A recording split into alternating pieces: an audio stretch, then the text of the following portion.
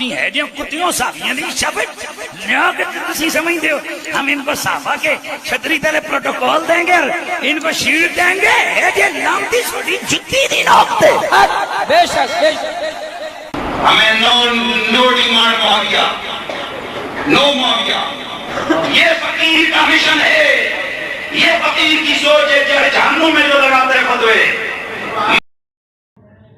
اما بعد فاعوذ باللہ من الشیطان الرجیم بسم اللہ الرحمن الرحیم۔ سامعین کرام،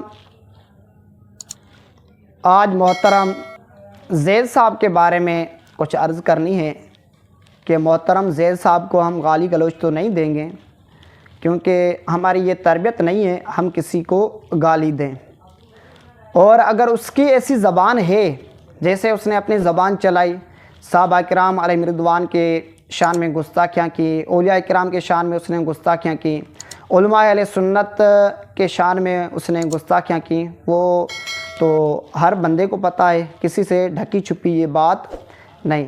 لیکن بات یہ ہے کہ اس کی زبان کہاں سے کہاں چلی جاتی ہے۔ جب اس سے پوچھا گیا شف شف والی سرکار کے بارے میں آپ کیا کہتے ہیں، تو محترم جناب نے بہت اچھا جواب دیا، کون سا؟ کہ اس بارے میں ہم خاموشی اختیار کرتے ہیں۔ لیکن جب بات آئے جہاں سے اس کو مال مل رہا ہے، کچھ عزت مل رہی ہے، ان کی بات آئے تو اگر وہ غلط بھی ہوں پھر کیا کہے گا کہ میں اس کے بارے میں خاموش ہوں۔ بھائی خاموشی کیوں؟ آپ نے صحابہ کرام علیہ رضوان کے بارے میں خاموشی اختیار نہیں کی، لیکن شف شف والی سرکار کے بارے میں آپ خاموشی اختیار کریں۔ آپ سے پوچھا گیا کہ یہ جو لال داڑھی والا ہے اس کے بارے میں پوچھا گیا، کیونکہ اس بیچارے کو بہت تکلیف ہوئی تھی نا۔ بریلوی رحمت اللہ علیہ نے فتاوی رضویہ میں لکھا ہے، ویسے میں اعلیٰ حضرت کہتے ہوئے مجھے تکلیف بہت ہوتی ہے، کہ اعلیٰ حضرت سے مجھے بہت تکلیف ہوتی ہے۔ جب کوئی کہتا ہے اعلیٰ حضرت تو مجھے بہت تکلیف ہوتی ہے، تو محترم جناب آپ کو کیوں تکلیف ہوتی ہے؟ جب یہ پوچھا گیا کہ کہا کہ اعلیٰ حضرت سے مجھے تکلیف ہوتی ہے، تو محترم جناب نے کیا جواب دیا؟ عجیب جواب ہے کہ میں اس بات سے اتفاق نہیں کرتا۔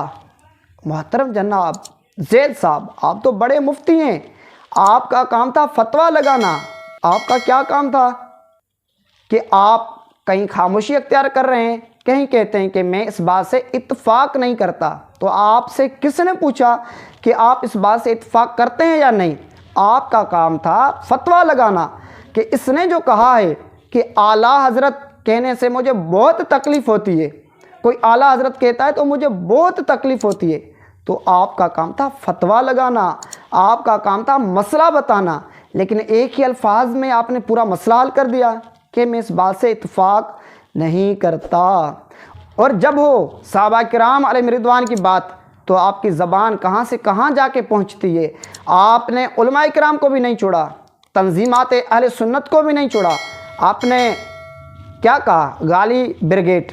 لیکن انشاءاللہ وہ بھی کبھی میں انتظار کروں گا کہ ان کا گالی بریگیڈ متحرک ہو تو پھر میں ان کو جناب ان کے منہ پر وہ ساری چیزیں رکھوں گا، لیکن انشاءاللہ وہ بھی کبھی میں انتظار کروں گا کہ ان کا گالی بریگیڈ متحرک ہو تو پھر میں ان کو جناب ان کے منہ پر وہ ساری چیزیں رکھوں گا۔